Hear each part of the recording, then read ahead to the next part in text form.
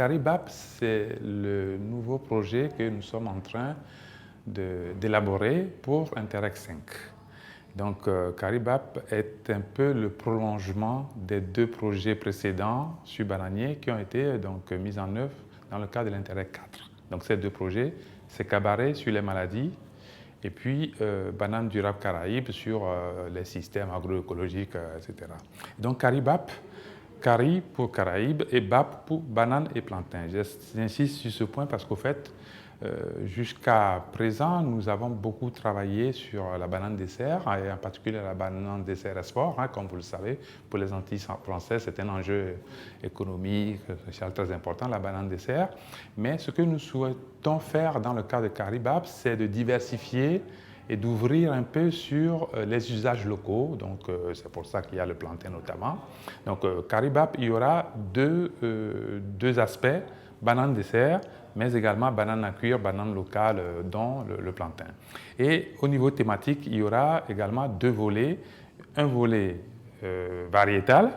Donc, on va évaluer des variétés, on va sélectionner divers types de variétés qui vont être appropriées pour les différents types d'usages, puisque autant quand on parle de banane export, c'est la banane dessert classique que vous connaissez, mais quand on parle d'usages locaux, vous le savez certainement, il y a différents types d'usages à cuire, à braiser, à frire, etc. Donc, on a besoin de sélectionner les meilleurs types de bananes qui correspondent justement à ces différentes utilisations. Quand on prend Haïti, par exemple, Haïti, c'est plus de 400 000 tonnes de bananes plantain.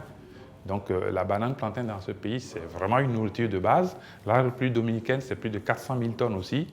Et Cuba, évidemment. Cuba, aujourd'hui, c'est 10-11 millions d'habitants. Toute la banane qui est produite à Cuba, c'est pour la population, c'est pour les usages locaux. Donc, vous voyez les enjeux. Porto Rico, c'est pareil.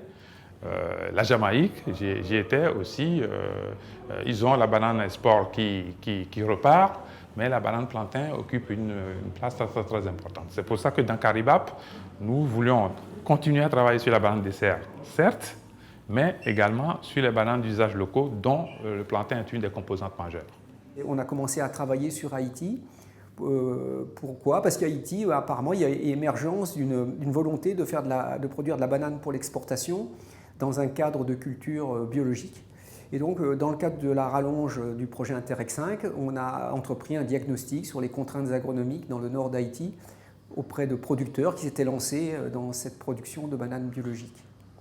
Alors, ces contraintes pour la production de bananes biologiques dans le nord d'Haïti, c'est principalement la ressource en eau. Également, il y a des préoccupations vis-à-vis de la fertilité des sols dans Haïti. C'est des zones qui sont soumises à une érosion forte.